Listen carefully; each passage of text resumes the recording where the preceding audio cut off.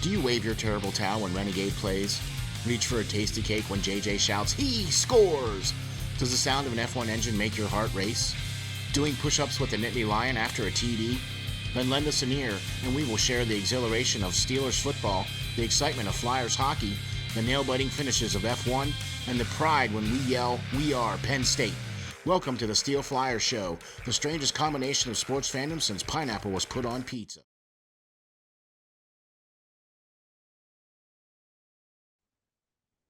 Ladies and gentlemen, welcome to the SteelFlyers Show with your host, Ron SteelFlyers. Hey, how you doing, folks? We're also welcoming in the main man, pots and pans, Gage. Ryan, how you doing, Gage?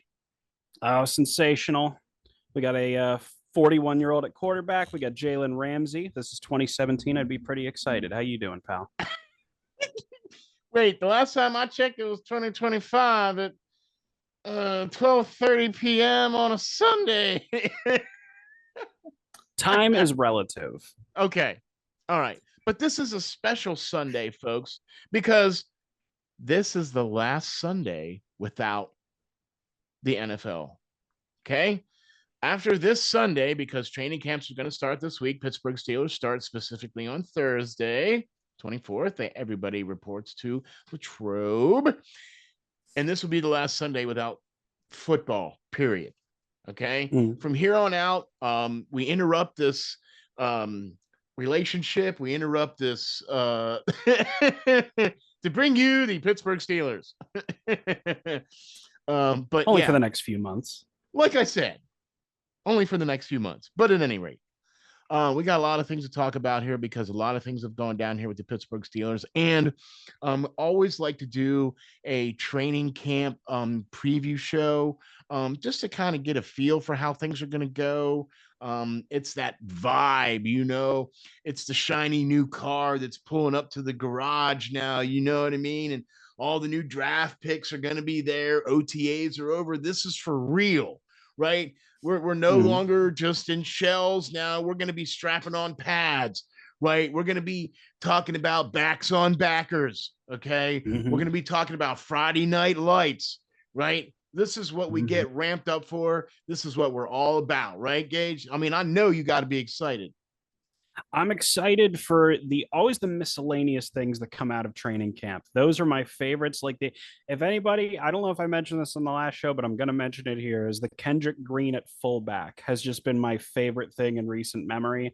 Yeah. I want to hear about training camp storylines. I find that so much more interesting than probably I will find the product on the field. I want to know how DK Metcalf and Aaron Rodgers and Jalen Ramsey, how are all of these guys going to be contained by Mike Tomlin? That's going to be fun to watch. Dude, see, you're on the same page, brother. That's why you're on the show, my man, because we are always on the same page, and that's exactly what I'm going to be worried about too. And you forgot to mention Jonunu Smith added in as the tight end, right? And so now the tight end room now has gotten a little bit crowded. Fryermuth.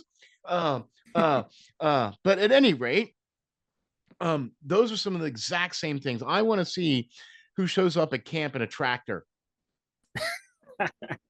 Showing up in a Brinks truck or something like that, just being like, pay me. Okay, right. I want to see. I kind of figured that TJ Watt would do that, but we don't have that problem now. So let's dive right into that one. Speaking of Brinks trucks. Okay. I believe the other day it was finalized where TJ Watt signed a 3-year extension with the Pittsburgh Steelers worth, sit down, folks, $123 million. Oh my gosh, Trent Jordan Watt got paid. Thank you, Pittsburgh, for finally realizing that you need to do that to some of these guys, or they will go walk and go win somewhere else. Yes. All right. First initial thoughts, Gage. What do you think? I worry about TJ's injury history, if I'm honest with you. I'm not saying he's going to fall off a cliff. I'm not saying he's out of it. What I'm saying is I worry that he's already seen his best years, which I still think is already kind of fine because I mean, even an off year for TJ like he had last year is still better than a good percentage of the NFL. And the fact that it was only 3 years, we didn't sign him to some big 7 year, what was it, Von Miller that had that one contract? I'm blanking a little bit, but we didn't sign him to some. Yeah. Okay, so yeah, you know what I'm talking about. It's 3 years. It'll still probably squeeze the remaining production that he has at the top level out of it. Kind of like what we're doing with Cam. I'm kind of shocked that Cam is still hanging on and doing as well as he is, but it's the same kind of thing. If he's going to get any elite production, it's going to be in the black and gold, and I'm happy about that. And that's kind of where I'm at too. I'm with you. I think we've seen the best years of TJ Watt. Okay. I mean, he's on the wrong end of 30. Mm-hmm. Okay. And that's just father time, and nobody can beat that game. Okay. Mm-hmm. And that's just the reality of life. Okay. But I'm excited about the young core that's coming up. Mm-hmm. Okay. With the Herbigs and the, you know what I mean? And even though Highsmith is only what, 3 years removed from TJ, something like that, right? He's in his prime right now. Mm-hmm. Right? And he is producing in his prime right now. Okay. So, and he got paid last year. You know what I mean? Right. So the king of pressures, Alex High. I like him. Dude, man, ever since he's been drafted, I have just been toting that horn ever since, right? I love Alex Highsmith. I like his game. I love his motor. I love the fact that he just does not quit. You know what I mean? On the play, he is committed. You know what I mean? That's one of the things that I like about him. And him and TJ are great bookends. They really are, and they do a great job complimenting. He doesn't play exactly like this guy, but Clark Hagan's had this similar ability to be a good player, but also elevating kind of the other pass rushers around him. He'd get a lot of pressures, not necessarily a lot of sacks, but still had a huge impact on the defense at times. And you know, I'll make a loose comparison to Alex in that regard. I'm glad that he got paid. I'd be lying if I said I don't think we overpaid for him a little bit, but compared to a long history that the Steelers have of underpaying people and then wondering why they walk away, I'm not too upset about being on the other side of it for once. And at the end of his career, he's probably going to end his career as a Steeler after these 3 years. I mean, more than likely, depending on what happens. If he's still got some more left in the tank, then by all means, let's give him the league, the veteran minimum or whatever, But I'm very excited about this contract. I think it does make him the highest paid non-quarterback in the league, and I think that's long overdue for the production that this man has had over the last couple of years of his career. Okay. He has been our defense, period. And he's been the face of our defense, right? And speaking of faces of defense, we have had a monumental shift happen with the defense this year, haven't we? With the removal of Minkah Fitzpatrick and the insertion of Jalen Ramsey. And I know we kind of touched on this the last time we kind of talked because this was still kind of fresh and new. But now that we've had a little bit of time to let this sink in a little bit, I'm going to be interested to see how this Jalen Ramsey thing is going to happen in camp and how this is all going to go down without Minkah Fitzpatrick back there. I seriously feel that they used him incorrectly in the last 3 years because they didn't have certain other types of players to clog up certain other holes in the defense. So they basically had to play him out of position. You know what I mean? And so I'm wondering if that led to the reason why he was traded, or you know what I mean? I think it was a mixture of things. The thing about it is that when Minkah left Miami, it's because they used a lot of cover 2 and they had him playing 20 yards off the ball. And it's funny that we're getting to the point where we just let him go because we were playing a lot of cover 2 and making him play 20 yards off the ball. It's funny how that works. But it's also frustrating. Brett Coleman and EJ Snyder had a great point where they basically called trading or swapping Minka Fitzpatrick and Jalen Ramsey and kind of doing that, and basically just moving the expensive money somewhere else was the equivalent of the Steelers playing the 3 shell game and just kind of moving the shells over and over. And it's like, all right, guys, we still didn't really. I don't think that makes us really any better or worse. Minka was playing below his standard. That's definitely for sure. I'm sure that the defensive changes didn't help with that, where they weren't letting him be that center fielder, Troy Polamalu type. I said earlier, they turned him from Troy Polamalu to Jamal Adams, and all of a sudden he's tackling 120. I don't get it. Yeah. That's what I mean by they played him out of position. That he was not that type of player. He shouldn't have been doing that kind of, duties. But he was a pretty good tackler and he was a pretty good run stopper. So, I mean, that's kind of why he was where he was. And they needed that guy to come cover the guys across the middle because they didn't have anybody. Yeah. So is Jalen Ramsey going to be that guy that's going to cover the guys coming across the middle? I think so. I heard someone say they're going to put him, what is it? They're going to put him in the slot. And I don't know. I have no earthly idea at this point. How old is Jalen? I mean, he's not super old, but he's getting up there for a player at his position. I feel like it would probably be better to put him at safety, but this is way out of my pay grade. So who knows? Okay, so there you have it. That's kind of why this was a complete dome scratcher as far as I'm concerned. You know what I mean? Yeah. I don't understand. You traded a weakness for a weakness. Okay. And another huge ego in the locker room. Okay, whatever. Okay, but now we're gonna see how this is gonna go down in training camp, right? Yeah. Because now he's gonna go up against the likes of a DK Metcalf, right? And I'm gonna be interested to see how that's gonna fly. I want to see this DK. Look, if DK Metcalf does not turn out to be a good player, then all things are labeled bust as far as I'm concerned. If he doesn't come out and have at least 1,000 yards, at least 12 or 13 touchdowns, right? At least 100 catches. Okay. I mean, that's kind of where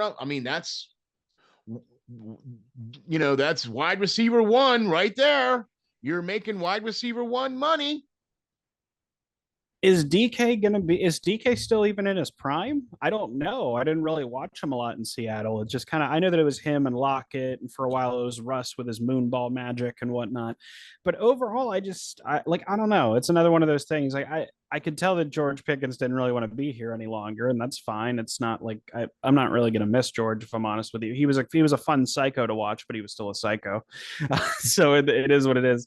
It's kind of the same thoughts I have all the other psycho wide receivers that the Steelers have had.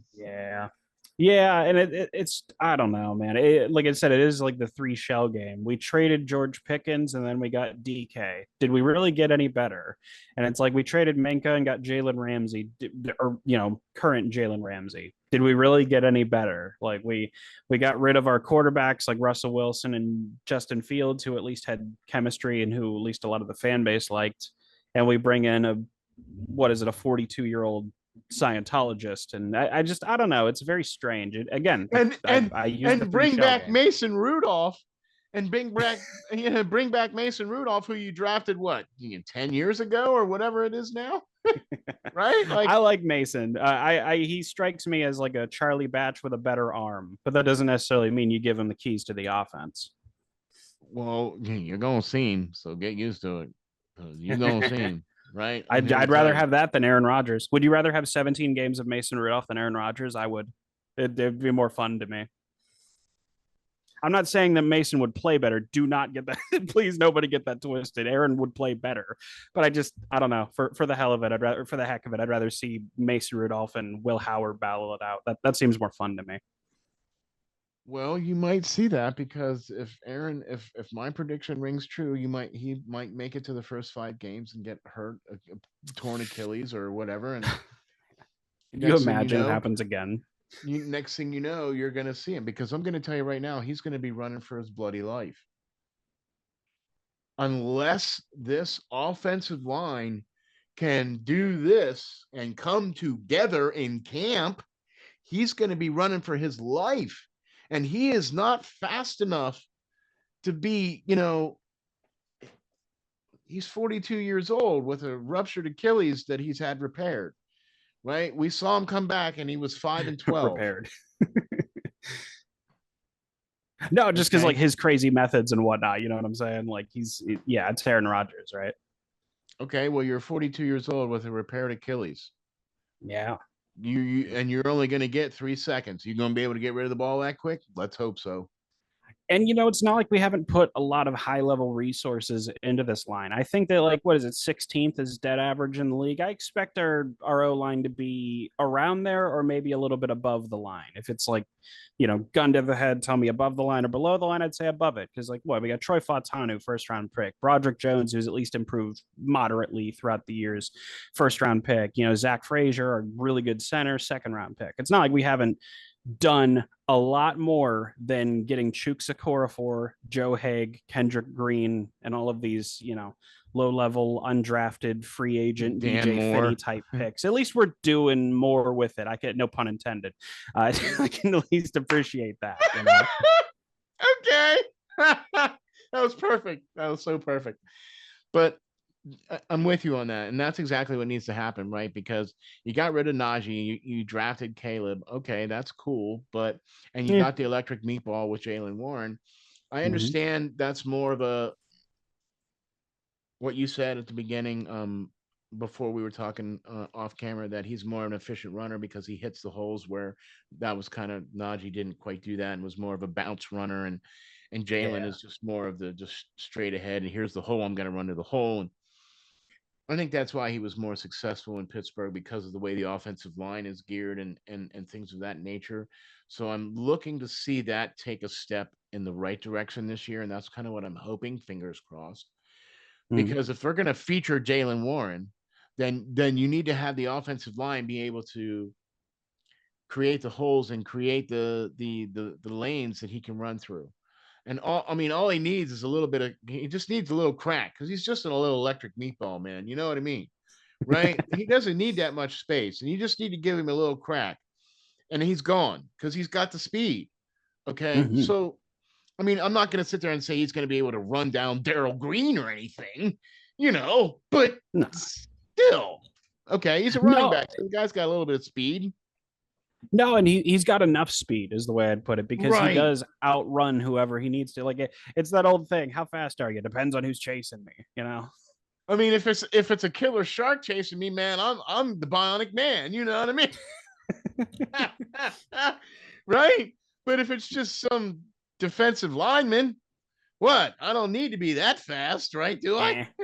And Jaylen has that ability where not only is he fast, but he can bounce off tackles and he can play the Frank Gore role. I love that about him, and I love that he's getting much better at catching the ball out of the backfield. And one of the things that I really, really like about Jaylen's game is his ability to pick up the blitz, his ability to pick up that blocker. Now, he's not the most stout of players. Maybe not. And I can't tell you how many times I've seen him get pancaked, but he made the block. He held that guy up enough so that the play could be successful. You see what I'm saying, right? Okay. Do you remember that Justice Hill play from a couple of years ago? Do you know what I'm talking about? Where they're running back and forth, and he's just getting in the way enough, and Jaylen does that. Exactly. Shout out Justice Hill. I'm so with you on that. And nothing to take away from Jaylen's game, right? Because he's able to withstand that and take that blow and get popped back up and get back in the huddle. And let's do it again. Okay. So that's what I like about him. So, all right. We talked about wide receiver. We talked about the offensive line. We talked about the defense. We kind of sort of touched on the quarterback because, well, we got Aaron Rodgers, 42-year-old player, Mason Rudolph, and Will Howard. Get used to hearing Mason Rudolph and Will Howard's name, because you're going to see them throughout training camp and throughout preseason. Yeah, I bet you won't even see Aaron Rodgers won't even suit No, up for a single preseason game. Bet you any no. money. No, and we have John Gruden in part to thank for all the Will Howard hype that we're gonna hear. And why are you not the number one quarterback in the draft? It's like, dude, really? That's pretty good, man. That's a pretty good John Gruden, man. Oh, no, I appreciate it. No, but he's just, I don't know. Will Howard, I hope he does well, man. I hope he does well. I would love to see a 6th-round quarterback be the starter. But fingers crossed. Okay. I'm with you. I'm rooting for him too. Okay. I want to see him succeed. I want to see all the players succeed. I don't want to see anybody get cut. Like that's the hardest thing to see is guys getting cut because that's the end of their dreams for some of them guys. And it's a tough reality to have somebody tell you that, yeah, you still have a dream and everything, but you're not good enough to play in this league. So you're going to have to find another way to do it. You know what I mean? And that's a hard pill to swallow for a lot of guys,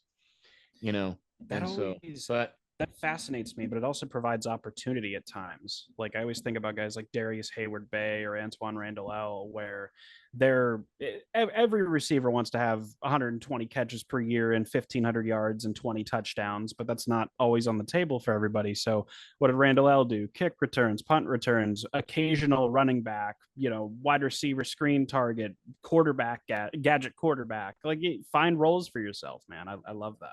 And that's why he was an integral part of why the Steelers were able to bring home a Lombardi trophy, because of that pass that he did to Hines Ward. Because what's really amazing, right, is that's a quarterback to a quarterback. Yeah. That play. Yeah. Because Antoine Randall L was a quarterback for Indiana in college, and Hines Ward was quarterback at Georgia Tech, I think it was. Georgia Tech. Yeah, I didn't know he was a quarterback. I thought he was a receiver. Shows you. Well, he played both. He did both, right? I know that Randall L was, because I actually have a video coming up for this season, a 5-star matchup about Randall L. So there's a tease for everybody. Loved Randall L, man. Love that guy. He was an awesome player. What a great guy playing for the Steelers that was. Well, so now coaching. The 24th camp starts, right? I think the first game is August 1st. That sounds right. Something like that, right? Okay. So what do you think, man? What do you think about camp here? What do you think about how these guys are going to do here in Latrobe? I mean, the next crop of players are coming in, and we still got Mike Tomlin as coach. I mean, what is he now? The longest tenured head coach now since Belichick's been gone, right? He's now the longest tenured coach in the NFL, right? Yeah, he is. Him and I think Harbaugh's number 2 or number. No, I'm sorry, like 12 Andy or Reid's 13. Number 2. Yep.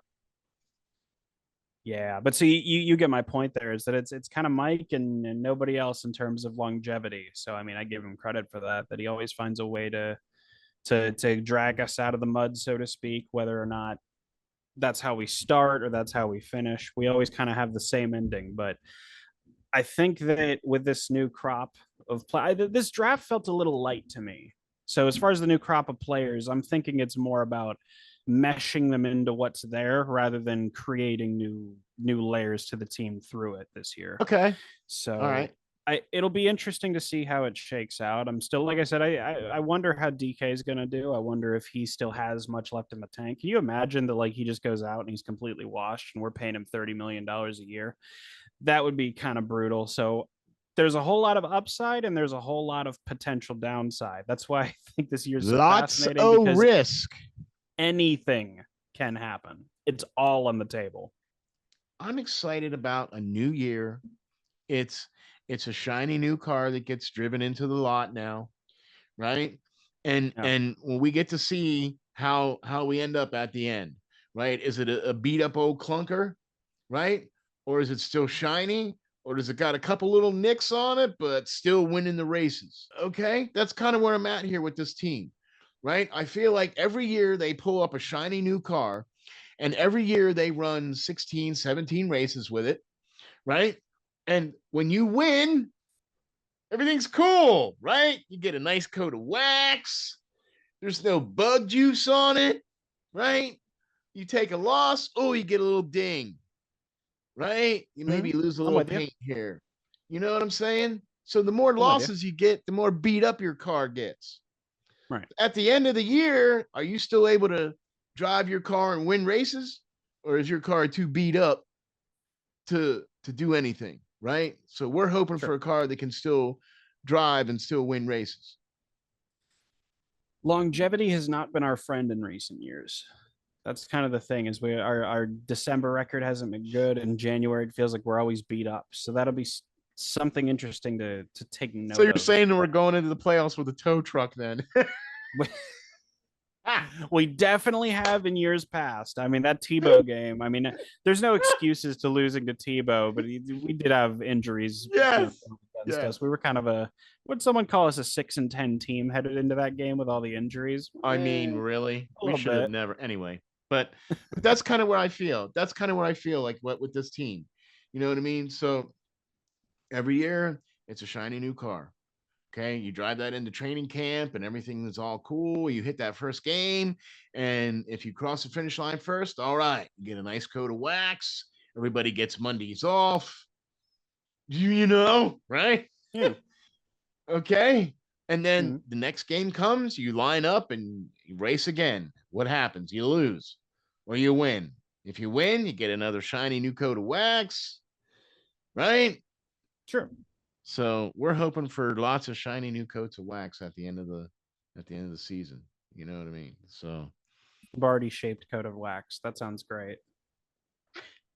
All things considered, though, I think we're going to have a pretty interesting training camp. I think we're going to see things play out. That's for sure, with these 3 preseason games and everything else like that. I'm excited about the new season as well. I know you are, Gage. So I think we got a wrap on the show here, man. What do you think? Yeah, sounds like a plan. All right. Well, why don't you tell the folks here where we can find you and where we can get all your great stuff, man? So you can find me on Twitter at Gage Ryan Video. You can find my YouTube for my Yu-Gi-Oh content at Gage Ryan Video. You can find my MMA content and all that at Contender MMA, just one word. And you can find myself, Steve, SteelFlyers, and the rest of the crew at 5-Star Matchup for all your Pittsburgh Steeler needs.